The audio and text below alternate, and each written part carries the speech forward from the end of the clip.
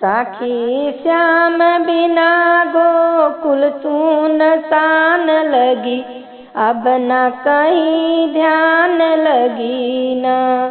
सखी श्याम बिना गोकुल सुनसान लगी, अब न कहीं ध्यान लगी न।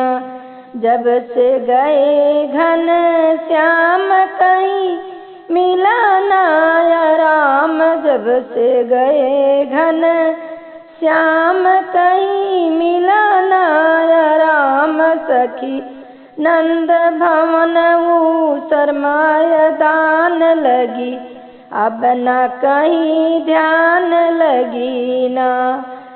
उधो आई जई बेर घटा घन के लिए गे, उधो आई जई बेर घटा घन के लिए घेर मार। उनके संगवा में जान को अरमान लगी, अब न कहीं ध्यान लगी न।